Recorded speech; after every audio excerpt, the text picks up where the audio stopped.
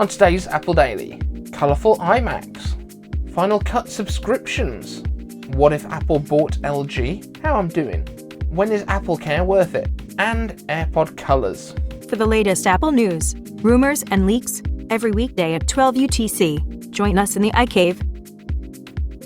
I'm iCave Dave and I simplify Apple so that everything just works for you, and if you want the latest news, leaks and rumours every weekday at 12 UTC, like this video, subscribe to the channel and ring the notification bell so you can join the notification squad. Post up hashtag notification squad in the comments and you will get a shout out at the end of our next video. Also, new chair, who dis?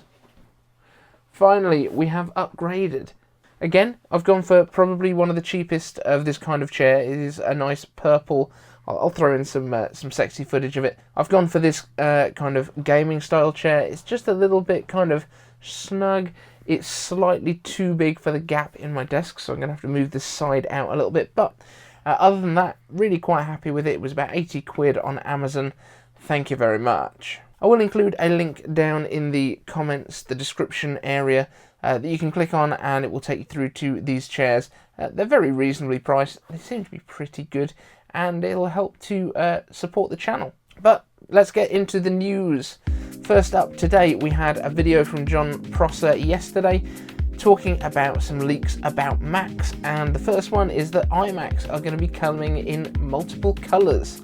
Now this is going to be the first time they've been in multiple colours since the original iMac G3, the first iMacs that there were. And the original iMac had that kind of plastic, transparent colour, very much like my Bondi Blue G3 iBook up there. We have got one of these in the loft. Maybe I'll have to get that out and do some stuff with that as well soon. Yes, we're going to be getting colours and they are going to be in line with what we had on the iPad Airs that were released at the end of last year. So that's blue, green, rose gold, silver and space grey. So very excited to see what these look like in reality. Now, we're also expecting to have the more kind of squared off design, basically an iPad Pro on a stick, as we expected before. So rounded corners to the display, thinner bezels, not mega thin, but probably about the same size as you've got on your iPad Pros, better cameras, all that kind of stuff. I/O still unclear, but the downside to this is it does look like they're going to be coming out later in the year than we thought. The next Macs coming out around the summer. My guess would be WWDC in June. It looks like in March and maybe April we're going to be more likely to be getting stuff like AirPods, stuff like the new iPads. The iPad Pros come in with the first mini LED displays, and also the 9th gen iPad is kind of still up in the air whether it's going to come out early in the year or later in the year. If it's going to be later in the year, I would assume they'll maybe put an A14 in it. That would be handy and nice, but we will see what happens there. But iMacs coming in multiple colours is great, and I did predict at the end of August last year that Apple Silicon Macs would come in multiple colours, inspired by the old iMacs. So I think I did okay. I thought it was going to be the MacBooks that came with multiple colours first, but it looks like it's going to be iMacs, and I'm really happy with that. Next, Final Cut could go subscription based.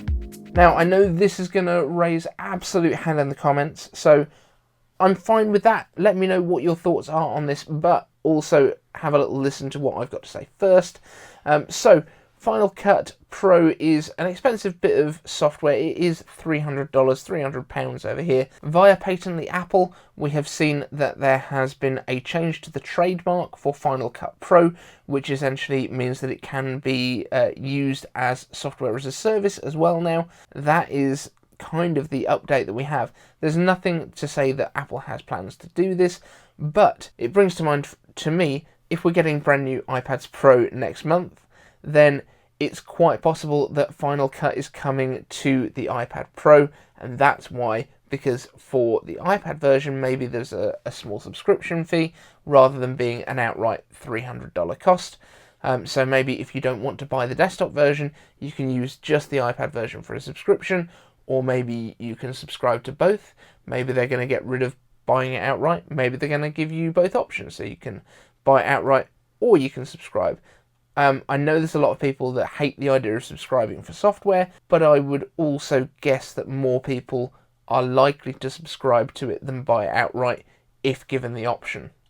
Because people don't like to drop a huge amount of money, they probably prefer to have a small painless amount leaving their accounts, which obviously in the long term will cost them more, but I don't think that many people are that bothered. But let me know your thoughts down in the comments.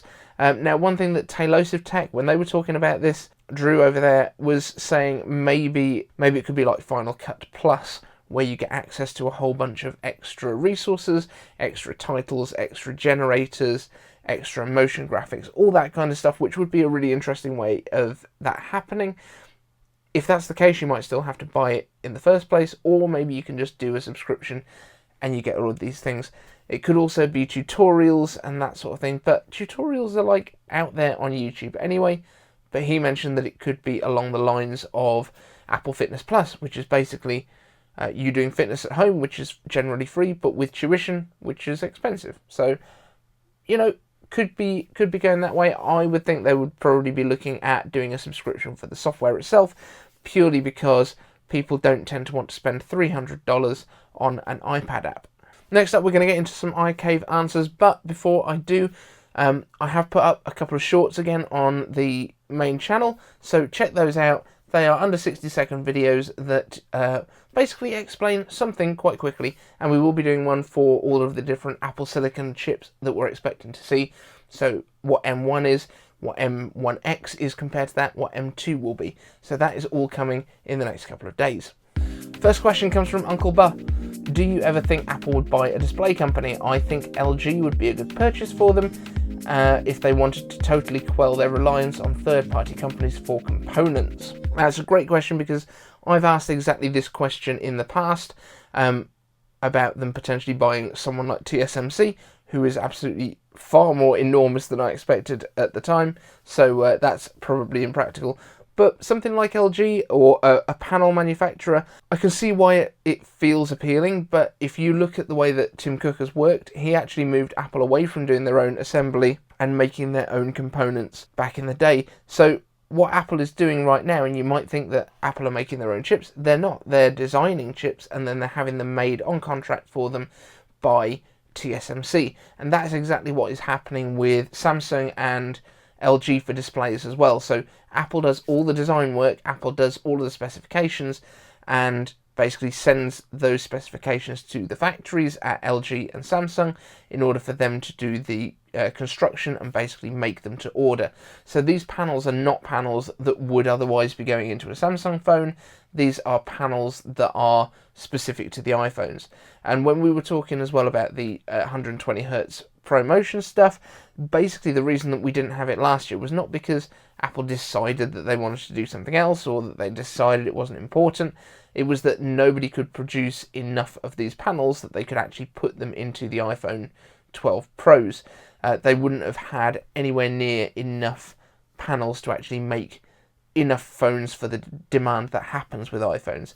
Now, a lot of Android phones, people are saying Android's already got it, because they do a lot less volume of those particular lines.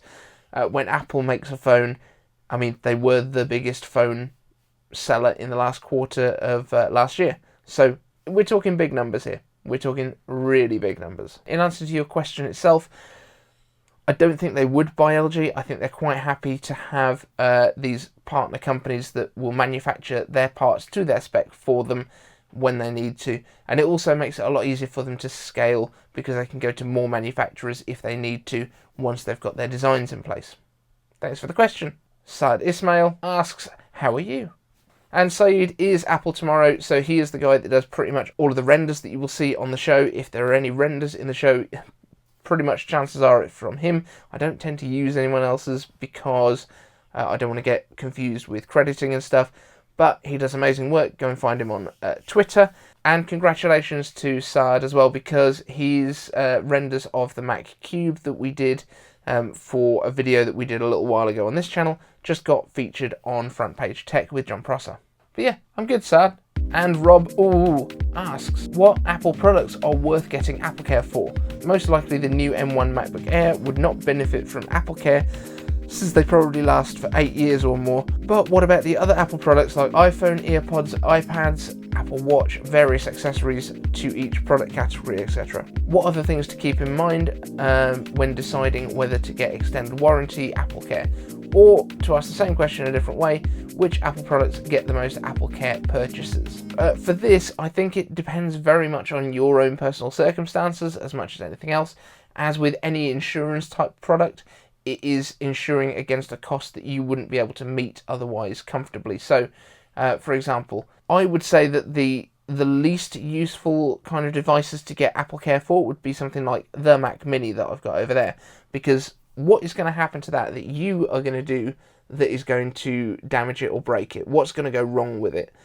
If something happens to it in terms of there's been a manufacturing issue or there's been something like that, it's pretty much going to be resolved for you regardless.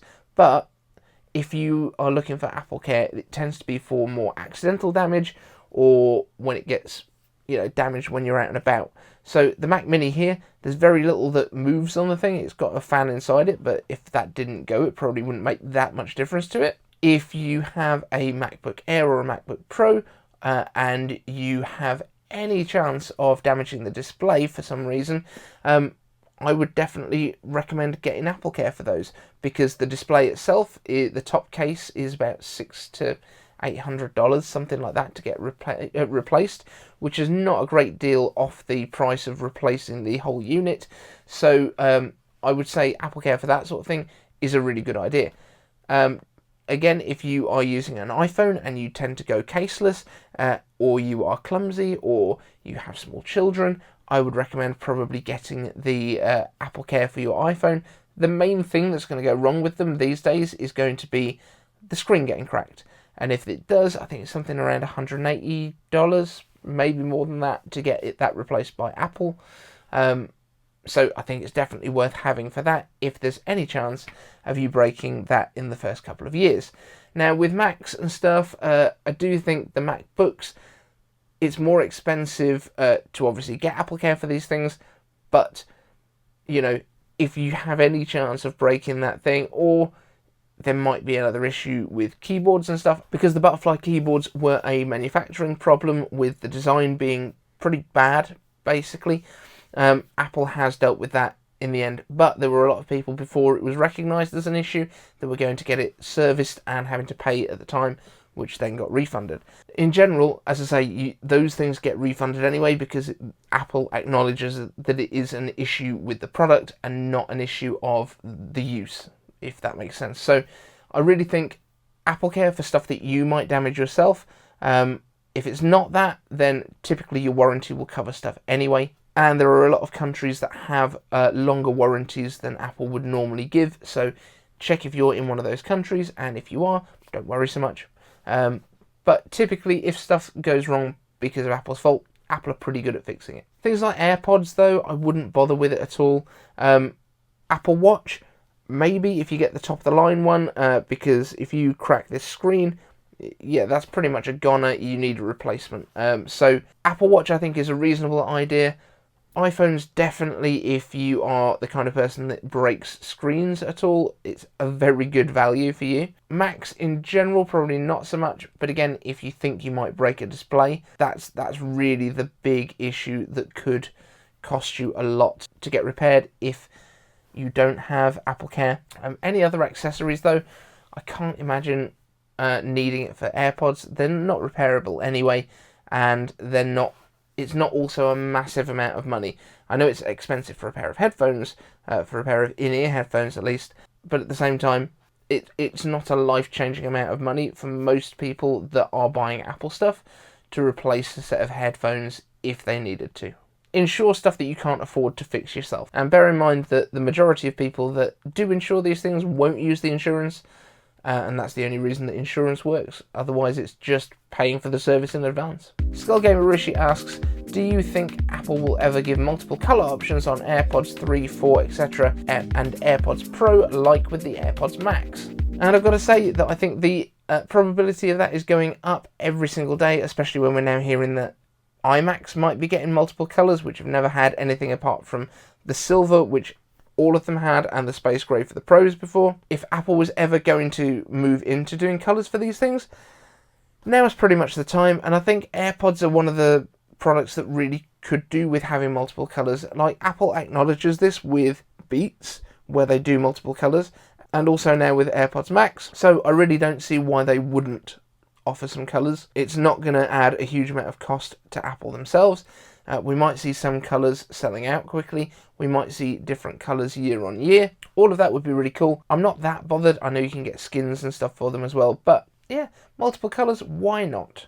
I'm going to leave it there, guys. Thank you so much for watching today. If you want a question answered in the next show, hashtag iCave answers. If you want a shout out at the end of the next show, hashtag notification squad, and make sure you have subscribed and rung the bell so you don't miss a thing. See you in the next one.